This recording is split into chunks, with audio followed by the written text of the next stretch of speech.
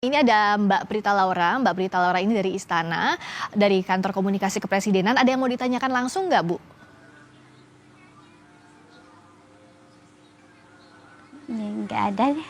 Oke, kalau gitu tadi pertanyaannya Bu Risna soal belum bisa untuk 3 kilogram dijual kembali, Mbak Prita harus kemana ya untuk mengonfirmasi ini? Karena kalau tadi kata Bu Risna kan dari agen juga belum ada ya disalurkan lagi gas melonnya ini, Ya. Mbak Prita.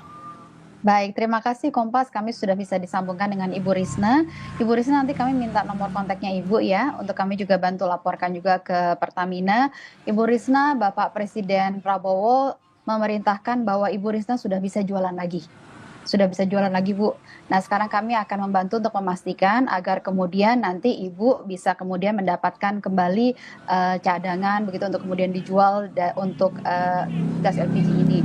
Namun Bu Risna, tolong Bu Risna juga kemudian mengikuti untuk kemudian mendaftar menjadi agen begitu ya, di mana nanti Ibu harus melakukan beberapa pendaftaran yang sebenarnya sangat mudah.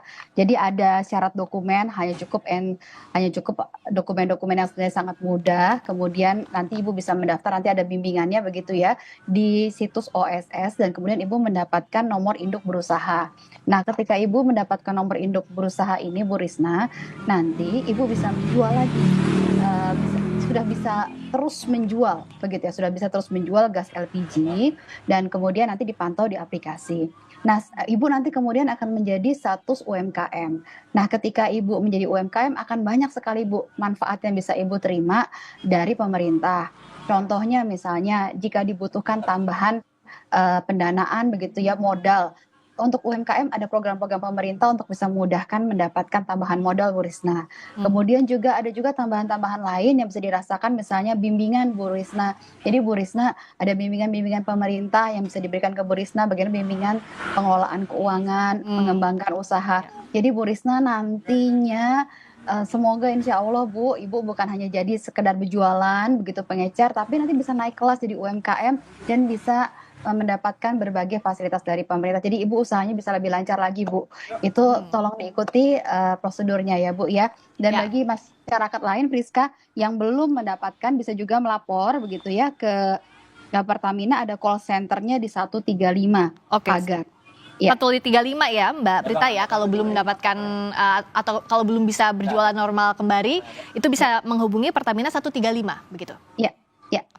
Oke. Dan Friska, nanti kami mohon bisa dapatkan nomor telepon Ibu Risna ya, untuk kami bisa bantu laporkan ke Pertamina. Baik. Terima kasih. Itu Bu Risna sudah jelas apa yang disampaikan Mbak Prita tadi, bahwa nanti ada syarat-syaratnya harus Ibu penuhi, mengisi di aplikasi dan sebagainya. Ibu sudah siap kan?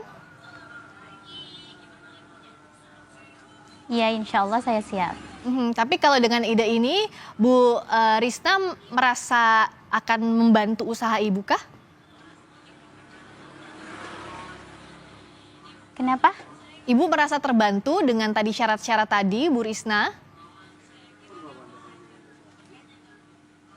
Ya, kalau menurut saya sih agak terlalu ribet juga ya. Kepengennya sih seperti yang kemarin kita itu nerima langsung dari agennya gitu, nganterin ke sini. Kalau kan kita harus ke sana kayaknya ribet gitu. Oke, mungkin Bu Risna bisa sampaikan langsung ke Mbak Prita sebelumnya seperti apa dan kenapa Mbak Risna tadi menganggapnya ini lebih ribet dibandingkan sebelumnya. Silakan.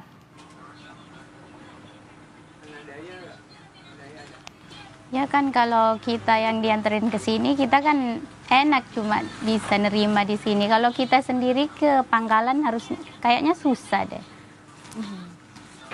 Jadi kalau untuk didaftarkan melalui aplikasi, Bu Risna menganggap itu lebih sulit atau seperti apa?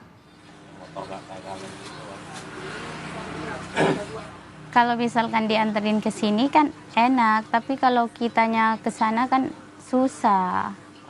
Nah, mungkin bisa dijelaskan oleh Mbak Prita, apakah pengecer ini harus mengambil ke agen atau nanti mekanismenya seperti biasa akan diantarkan ke para pengecer? Ya, kalau untuk terkait teknis bagaimana implementasi di lapangan, karena tentunya berbeda-beda begitu ya implementasi di lapangannya, apakah diantar kemudian diambil.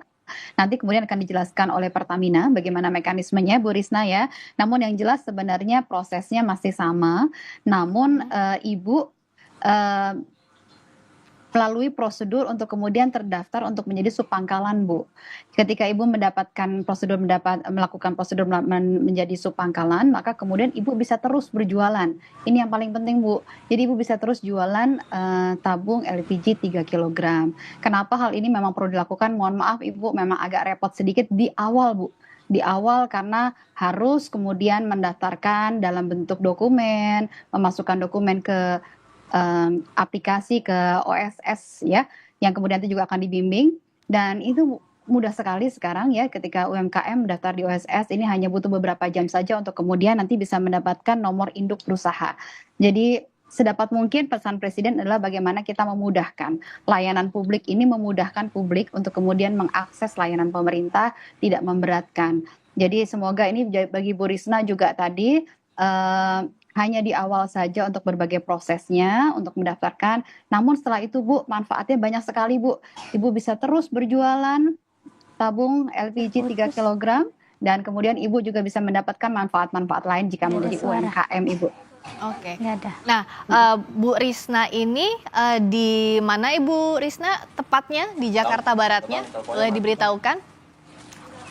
Oh, tampaknya ada kendala sedikit. Dulu kita perbaiki kembali komunikasi dengan Mbak Risna. Tapi kan Mbak Prita, tadi saya menangkap apa yang disampaikan Bu Risna, tapi juga menangkap apa yang maksud disampaikan Mbak Prita bahwa agar semua sub pengecer ini bisa terdata, jadi harganya bisa dikontrol, juga distribusi bisa terkontrol dengan baik. Nah, tapi untuk secara teknis seperti ini, karena jumlah pengecer kan banyak sekali. Bagaimana agar pemerintah dan para pihak terkait bisa membantu prosesnya agar tadi yang Bu Risna katakan kok kayak ribet di awal, ini bisa diatasi? Ya, tentunya terkait dengan teknis nanti Pertamina akan membimbing satu persatu begitu ya, untuk akan memberikan penjelasan kepada para pengecer yang kemudian nanti ini semuanya didorong. Jumlahnya ada 375.000 Friska. 375.000 pengecer di seluruh Indonesia, tentunya ini pakai proses begitu ya. Ya. Kita tidak bisa menghitung dalam hitungan 1-2 hari, pasti ada 375.000 ini di seluruh Indonesia. Jadi butuh proses untuk melakukannya. Bu Risna mohon bersabar dulu ya. Tapi yang jelas Ibu tetap bisa jualan. Karena itu yang disampaikan oleh Presiden adalah seluruh pengecer bisa kembali aktif berjualan. Jadi Ibu nanti bisa juga datang ke kemudian di agen besar begitu ya, untuk kemudian nanti mengambil barangnya dan melakukan prosedur-prosedur yang ada. Jadi di awal memang bagaimana kemudian mendeteksi pengecer-pengecer yang ada ini juga dari itu. Dari bagaimana komunikasi dilakukan kepada tadi agen-agen besar begitu ya, pangkalan tersebut begitu ya, untuk kemudian mengetahui sub-sub pangkalan mana saja di bawah koordinasinya.